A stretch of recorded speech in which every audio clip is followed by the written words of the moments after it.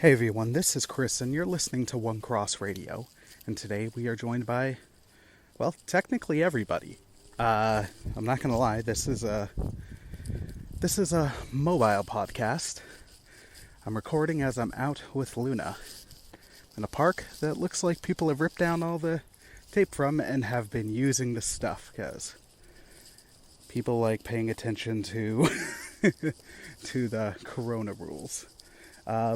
And today's podcast is going to be a shorter episode than normal, but it's one I decided I wanted to do. It's the first time I'm doing this out and about, but it's kind of inspired by some old posts I used to write on the website, and it's kind of a collection of thoughts. Not enough to do a full "Let's talk about ... episode, but ones that I wanted to share anyway. Now, shall we begin? Okay, so the first one I wanted to share is, this is something I might talk about in length at another time, and most of these are actually, but I kind of want to record while I'm out. So, a while ago I was talking to a friend of mine, and they were sharing frustrating experience they were having online with some other believers, and it's interesting because for Christians, I think for many things the line is different for everybody, and unless something is crystal clear, black and white sin, there's times where things aren't sin that people make out to be sin, and certain people will struggle with things more than others, or struggle with things that others don't struggle with, that aren't clear-cut black and white. Anyways, in this forum, or on this page, they had posted a meme or something, and it caused a fervor, shall we say. And what was interesting out of it, unfortunate, was he had like one or two people opportunistically, like really riling things up, and they had taken issue with other things in the past. There was one person who was genuinely bothered by this. They had said like how this could be a stumbling block for them, and then the people involved acknowledged and apologized. They didn't repent because I don't think they needed to, and that's not the right word to put here, but they acted accordingly. They apologized, they reached out, they explained, and then once they heard from the other person how this is a stumbling block for them, they were like, hey, you know what, we apologize, we will try our hardest not to cause anybody to stumble here, so we can recognize that. And that part was fine. But the part that wasn't fine was the two people just jumping and riling up and just getting everybody circled in. And their whole thing is like, well, clearly you don't care about people, because you don't care about causing your weaker brother here to stumble. And if that's a point they want to make, actually that is a fair point, but that's not the spirit of how they were trying to make that point. That's not the point they were making. They were doing it in a way where it's like, well, look how pure and virtuous and awesome we are. Where it's about them and not actually about helping their brother or sister. So, as I was talking to this friend as they were explaining it all, I got where they're coming from, but I'm like, I don't know if we need to always cater with that. Now let me explain. It does tie back into, it ties right back into the modesty episode I did a while ago.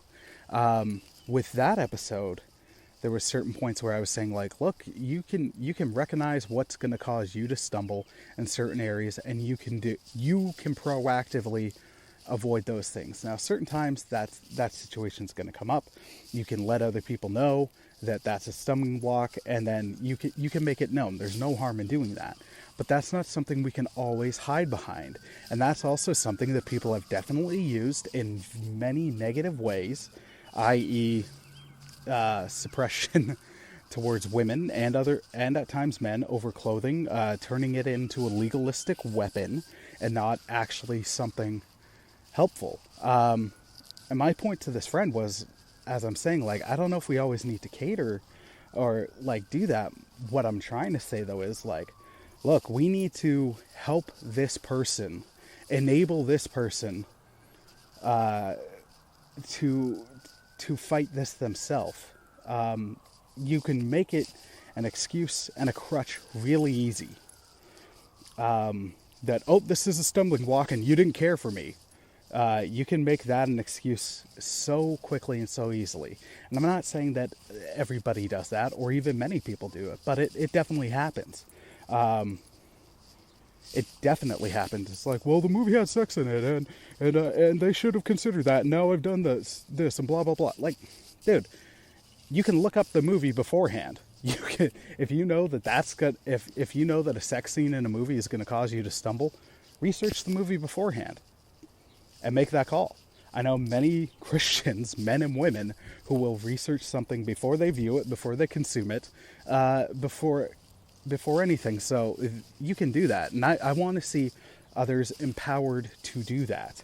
And we can say in groups and stuff like, hey, look, we're going to post things. Some of these things might be upsetting to you. If that's the case, you do what you got to do. And you can do that in a way that's not a causation or picking a fight.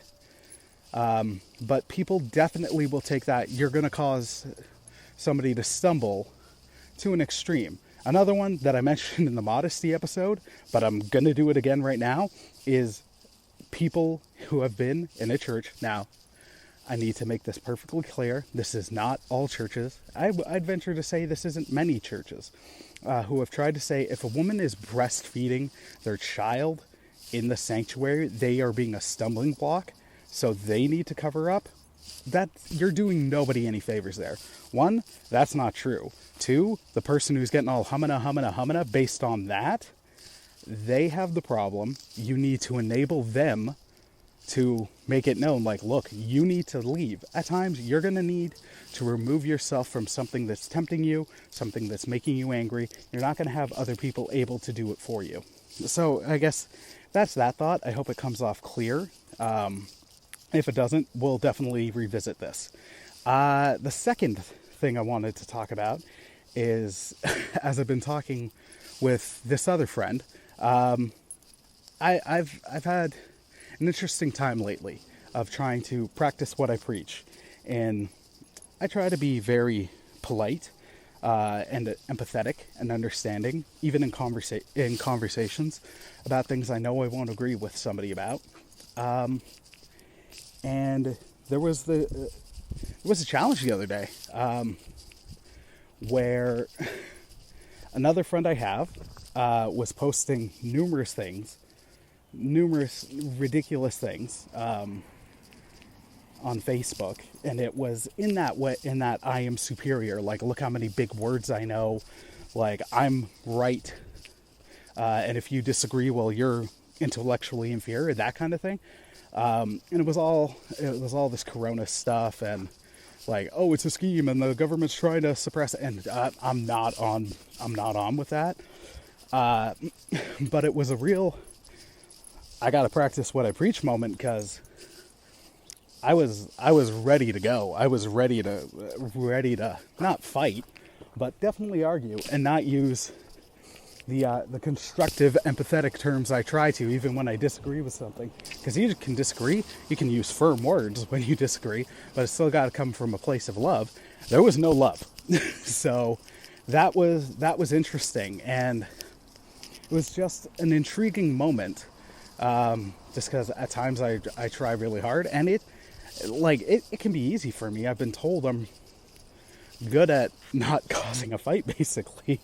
But that was a moment where I'm like, oh my gosh, this can still be something that hits me. It used to be something in my younger years. It rarely happens now, but I was ready to go, and it was not going to be God-honoring or Christ-like in any sense of the word. Because I do think you can have argument, good argument, and still have it be Christ-like. He used firm, harsh words, especially with the Pharisees, but it was still, there was a loving rebuke in that. And when there's no love in my words, I know it quick. So that was an interesting experience, because then I got to have a similar conversation with someone who was sharing similar views and opinions as the friend that like really got me going was, but their whole approach was very different. So as they were posting stuff, and I'm curious about it, they're sending it, they know I don't agree, but I'm like, hey, I really want to understand how this person's jumping to this conclusion, because all this stuff going on is quite polarizing and quite confusing. And I'm not seeing their conclusions in any of the stuff that you're sending. So that was an interesting experience. Okay, so the final one I want to share, and I apologize for the noise and the lack of audio, or good audio, I should say. Sorry about that. The final one I want to share is, so yesterday I was having a conversation with a different friend. It's it's crazy how much I talk to people more now that we're on a lockdown than I did when we weren't. But I digress. So this friend was sharing that they were having a very angry day. They were angry at the government of Canada. So I'm like, why? And then they're like, where do I start? I'm like, I don't know. Where do you start? Because I'm confused. Now, I'll admit, the past couple days, I've kind of gone into a bit of a bubble. It's been nice, because I had some rough, anxious, and depressed days earlier this week. So it's kind of been nice in the bubble. But as I was talking to this friend, and then they start sending me stuff, I start reading articles, and the headlines are super clickbaity, which doesn't make any sense to me. I hate clickbaity articles because I get it. I get why they're a thing. Sorry, there's a lot of noise. Let's get the most clicky titles, so we'll get the views up and all that, which I understand, but what I hate about them is it often it's not accurate to what's within the article itself, or if it is, that part is only a minor part, and it's all about, it really betrays it. I've seen article titles where I'm like, that makes me not want to read this. So that's where I have an issue with clickbaity titles, and so many people just use them to argue their point, or they just find the clickbaity title and be like, see what this person that I disagree with posted? Clearly they're this. And it's just, it bothers me. But as this person was sharing this stuff, it just reminded me of just so many flaws that are in the world. Because as they're sharing this stuff, it got increasingly into the weeds, and not the good into the weeds. Not like the series I do with Christian that is awesome and you should check out. But it's just as the articles and videos kept coming, it was just like the sense of fear and anxiety was just increasing, and it was getting more and more out there. It was like Canada should fight China because this is all China's fault. And yeah, China, it's documented. China straight up lied about stuff, but reading the article and the comments and the videos with it being like, Trudeau needs to call them out. I'm like, honestly, what good would that do right now? What good would that do? Like, it's documented. I can't blame them for not calling them out right now, because also it's like, hey, they're caught in the lie. There's a time to have this conversation, but I don't know if right now is necessarily the case. And it's just, as this stuff's going on, people are scared, they're frustrated, and I think it's getting pointed in several different ways. And then it's easy to latch on to a conspiracy. It's easy because then you got something to point that aggression and frustration and fear at, right? You don't have as many unknowns. And the unknown is the uncomfortable part. Like, not knowing sucks. Not knowing when we will go back to what was the norm, which, personally, I wouldn't mind if we didn't fully, because there was a lot of glaring issues with our societal norm before that this pandemic has pointed out that I think now you need to address, but that's a different topic for a different time. It's just been like, people are getting anxious and they're getting fearful, and it's easy to make the government into a boogeyman. And it's just, as the stuff was coming, that friend was like, well, yeah, but dude, if you look into it, it does there is some truth to this. Like, I don't think there is. Like, the connectors aren't there. I don't see many. And if I'm wrong, I'm wrong. Like, legit. If I'm wrong, I'll eat my words. But as all that was going on, I'm like, well, yeah, but anybody who speaks authoritatively and with conviction and with determination, they can make their point sound great. People can connect the dots on things that there are no connections to and make a case for it. It's happened throughout time. It's happening right now. It will continue to happen. People exploit others, and so much of this stuff is just, it plays into people's fears, and that's where I'm like, it's fear-mongering. It's using your fear and your frustration to make its point. Give me a sec. Yeah, it reminds me so much of fear-mongering, and I'm seeing it on numerous sides. It shouldn't be sides, but that's just how people do things. And it's frustrating for me, I'm not going to lie. But my point to that person, and also, listener, please hear me. I'm not trying to be like, hey, I'm right. Like, y'all should listen to me because I'm so... No. No. I hope and pray there's wisdom in my words. But I'll just be straight up. If there's any wisdom and good stuff in my words, it's because of God and not because of me. Just straight up, that's the case. So, yeah, as I was talking to this friend, it's just kind of like, well, what about this? And it's like, well, I don't see a point in being angry about a lot of this right now. I really don't. Because one, it's not going to do me any favors. And then two, people keep on doing foolish things in anger, as I've definitely done, and I've definitely done in the past month or so, or almost done even more. So it's like, there's no point for me. There's no point in being angry about the what ifs. We don't know what's going on.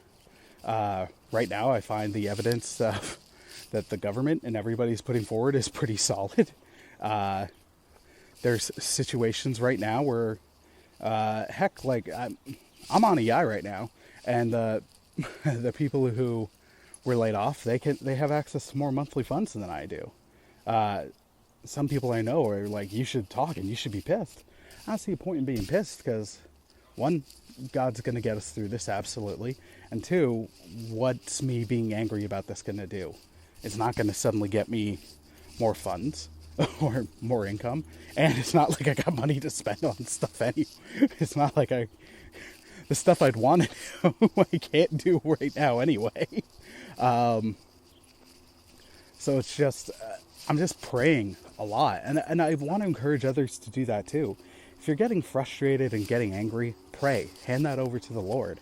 If you're getting upset about the what ifs, hop offline for a little bit, maybe. Stay away from the news, and especially news and websites that have very obvious, particular, straight up agenda that's just there to be like, I want to make my point and you're here to agree with me.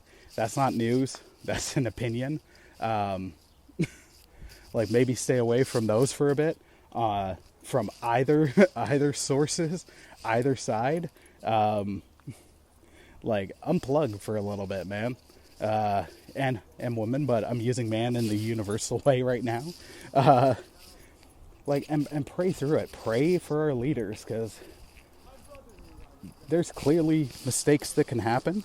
There's clearly room for error right now, but all of us getting angry isn't gonna do anything.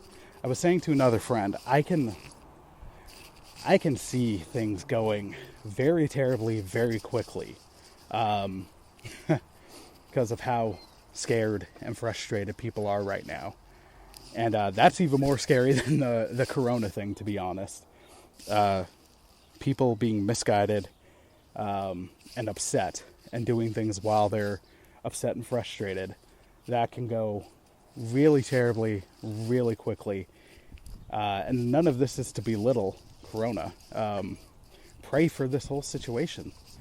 As much as you might feel it's being not hyped up, but overblown, which definitely can be true. People can take it to that extreme. The fact is, people are dying. And I'm laughing not because it's funny, but because, well, it's heavy and that's how I deal with stuff. I laugh at inappropriate times. People are dying. People are sick. Now the death tolls they're lowering in certain areas, but the sick are rising in others. Like, recognize that it's a scary and sensitive time. We haven't had anything like this since SARS, and SARS didn't get this bad. So I just ask, like, now more than ever, let's let cooler head prevails. Heck, I've rarely will I say this, but I'd love to say, let's take a page out of the government. Just because most of the time they don't do things that I'd recommend that. But right now they're not going at each other. They're not being like, well, you're an idiot, like they usually are. I'm not saying don't question stuff. Absolutely question stuff, but let's do it right. Yeah, I hope this was interesting or helpful, and I hope you heard my heart. And I pray that, this was beneficial. Let's get a conversation going.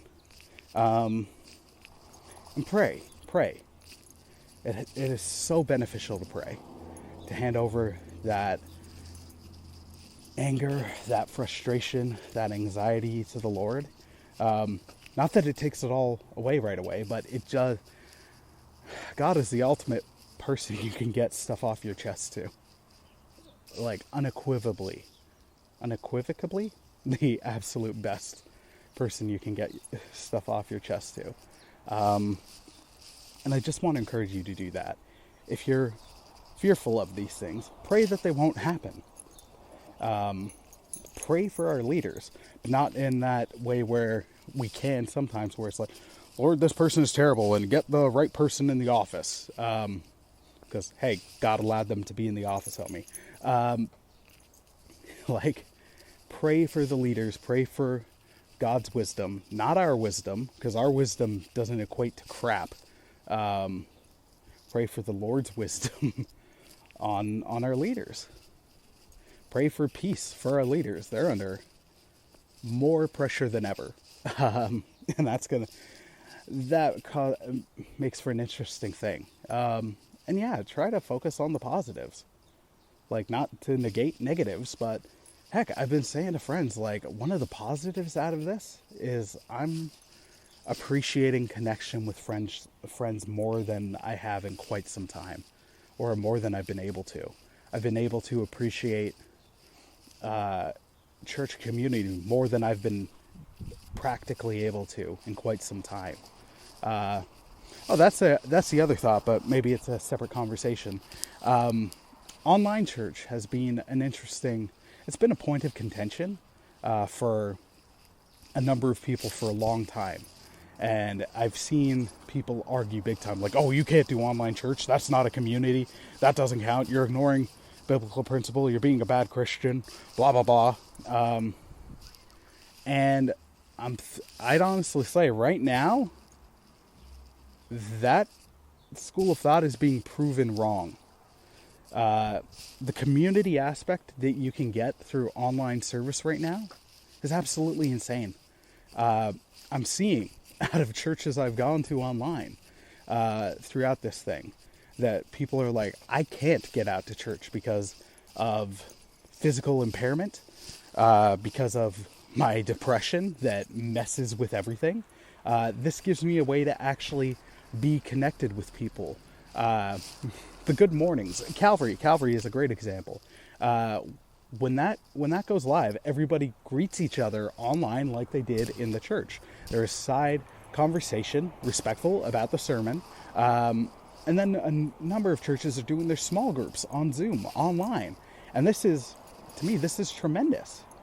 And I personally don't see how we can't look at this as a valid and valuable ministry anymore. And I in my younger years, before I looked into it more and thought about it more, the past couple of years I've been, I don't want to say on the fence, but more open to it than I used to be. And now I'm like, I don't see how this isn't a valid ministry.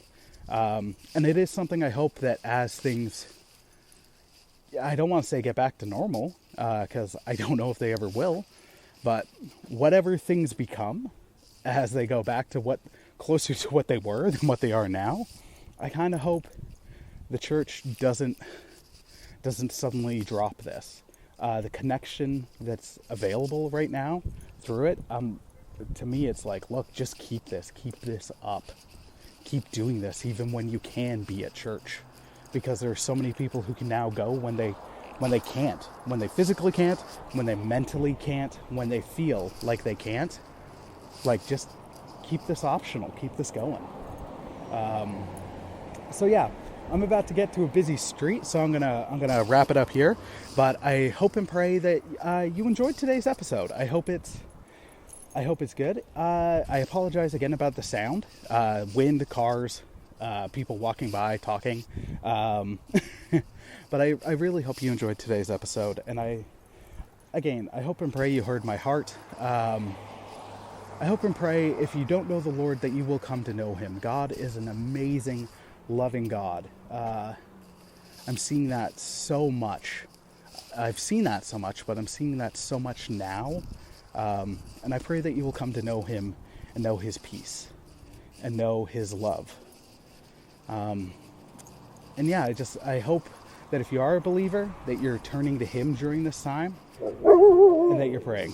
All right, Luna's barking at a random stranger, so I'm going to wrap this up. Hope you all have a wonderful day. Take care, and God bless, my friends. Peace.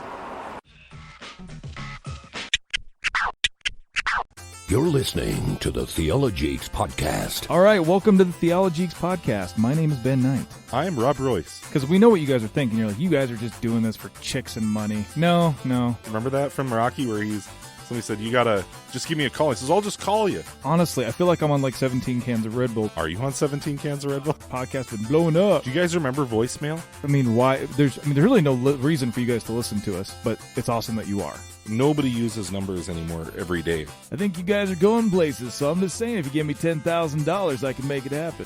Really? That's all? You can't have a servant's heart? There's something about church life, things that happen in a church, certain practices of why the congregation stands at this spot and sits. Why is that important? One of the greatest things in the world to me are Little Smokies and barbecue sauce. If the coach of Notre Dame went out and prayed on the 50-yard line and said, hey, you can't do that. So, well, actually, going back into the bylaws from like 1760, I can. Hey guys, this is Ben Knight, one half of the dynamic duo of myself and Rob Royce for the Theologeeks Podcast. We're just two guys having a conversation about life from the Christian perspective and taking on topics that we're sometimes too afraid to tackle beyond the comfort of our living rooms or Hello Kitty bed sheets. One of us is a pastor, a youth pastor, and an amateur theologian, and the other uses his mouth to make noises and form words. Oh yeah, our Twitter handle is @TheologeeksPod, and you can find us on Facebook and Instagram @TheologeeksPodcast. We love exchanging witty banter and strange gifts, so please feel free to follow us on the social media. You can find us on iTunes, Google Play, Stitcher, TuneIn, and everywhere else podcasts can be consumed.